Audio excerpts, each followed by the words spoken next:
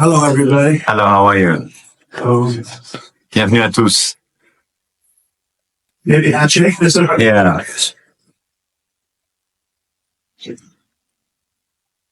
Merci beaucoup. So I want to congratulate the president. Last night, Cyril Gahn won the fight against a great fighter, supposed to be unbeatable.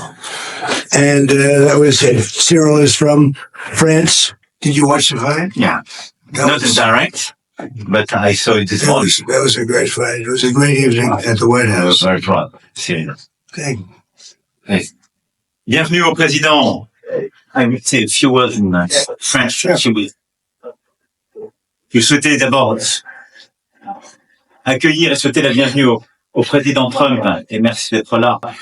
Un lendemain d'anniversaire et de célébration, et je remercie ton équipe, les ministres, ambassadeurs et l'équipe la plus proche d'être là à ses côtés. C'est important qu'on puisse d'abord avoir ce G7 au lendemain d'un accord essentiel qui a été scellé avec l'Iran, pour parler évidemment de nos grandes crises, l'Iran, l'Ukraine, nos guerres, leur règlement, construire la paix et restaurer la prospérité, mais aussi voir les voies et moyens de coopérer entre nos économies. Et c'est le but du G7, pour améliorer la prospérité, les éléments de coopération dans les différents domaines. Puis nous aurons l'occasion aussi de célébrer à la française les 250 ans d'indépendance, la France ayant été aux côtés des États-Unis d'Amérique à Versailles dans 2 jours. I want to say, to commend President Trump for celebration yesterday and to welcome President Trump and the ministers and his team for being here in Evian for the G7. I think yesterday was signed a very important agreement, a peace deal with Iran. And it's a very important one because first it will fix the nuclear issue.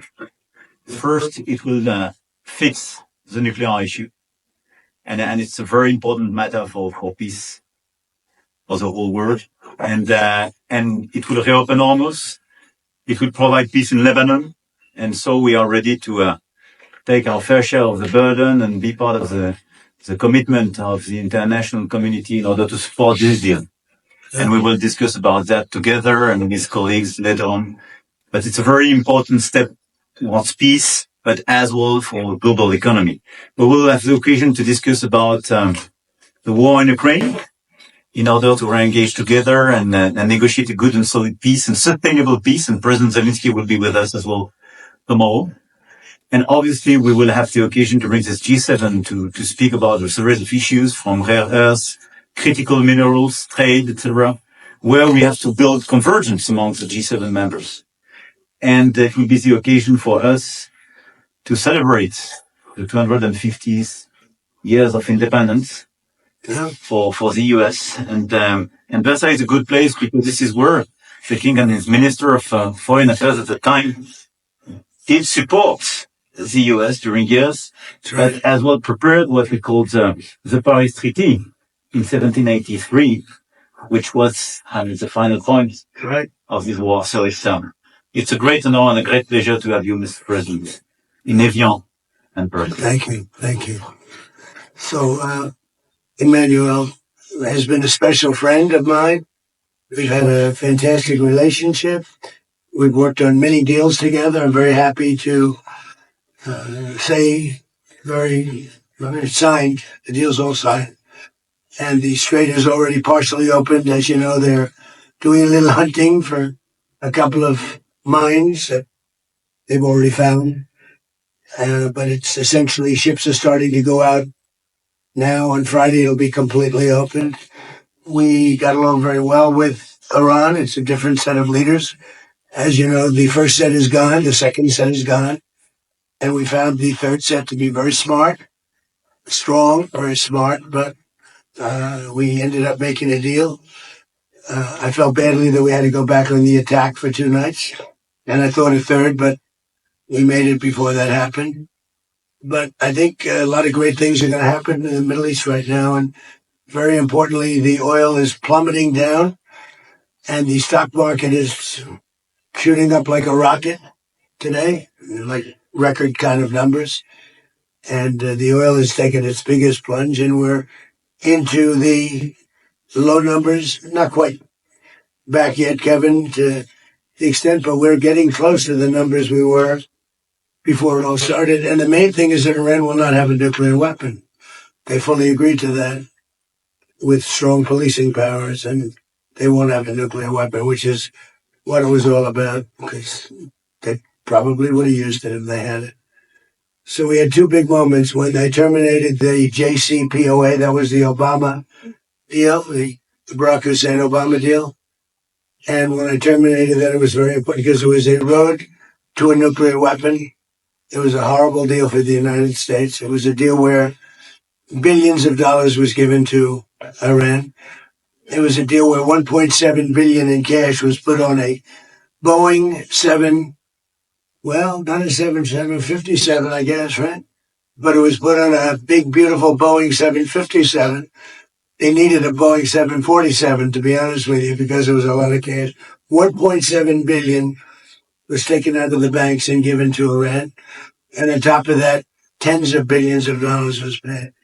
So they tried to bribe them to make a deal, and that didn't work. It never works. And we've done a great job. And hopefully it's going to be a good relationship, and we're going to get along. And if we don't, we go back to where we started, but I don't think that's going to be necessary.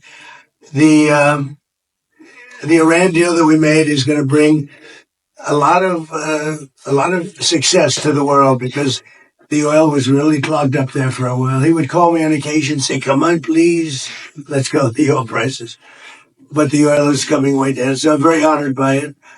I want to thank you for your help. You've always been a help. And it's an honor to be with you. We had a very good conversation yesterday with President Zelensky and President Putin. And I see maybe we can do something there. I really do. I think they're both open to it. So now that this is finished, we're going to be focusing on that, see if we can get that one done. 25,000 people a month are dying, mostly soldiers, and that shouldn't happen. But had two very good conversations yesterday. We'll be talking about it. And we had a really exciting, I think maybe one of the most incredible evenings in the history of the White House. And we had an evening last night with the fighters, and I was very happy. I called very late last night, to congratulate you, because in the heavyweight division, a French fighter won. I don't know, is that maybe more important than the World Cup? To some people it might be. To some people it might be. You have a good team in the World Cup. Yeah. Very good team, but you have good fighters too. And you're a great country, and it's an honor to be with you. Thank you very much. Hey, sir, are you going to try to attend the signing ceremony on Friday? Well, it depends. JD's coming in for it. He was originally going to do it. I'll probably be gone by then. We're having dinner in a day and a half, right? We're going to be staying quite late. So I may be involved, I may not. But JD was coming in for that specifically. Mr. President, when will the text of the MOU be released? I think pretty soon. I would say, I want it to be released because it's a very powerful document. It's not like the Obama document, which was just a terrible document. This is a very powerful document, and I want it to be released. So probably pretty soon.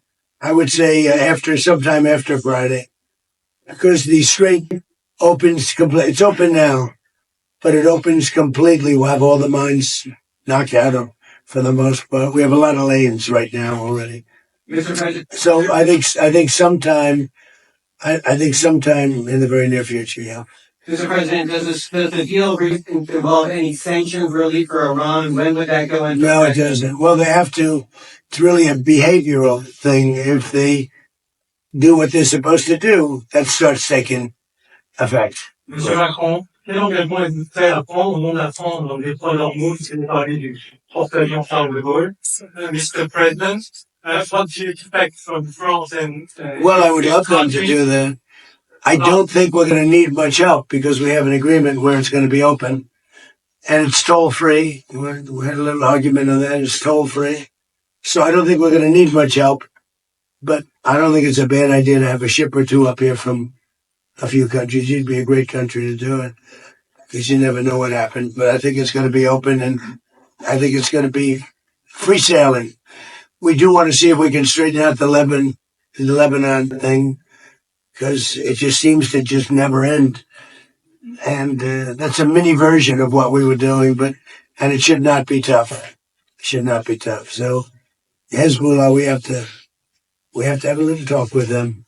Je vais répondre en français à la question qui a été posée en français sur la contribution. Nous sommes prêts à avoir dès demain des chasseurs qui sont sur place et qui peuvent aider aux missions d'observation, et sous 48 heures des frégates qui peuvent évidemment se déployer, et sous 2 à 3 jours le porte-avions avec les frégates qui l'accompagnent et l'ensemble du groupe.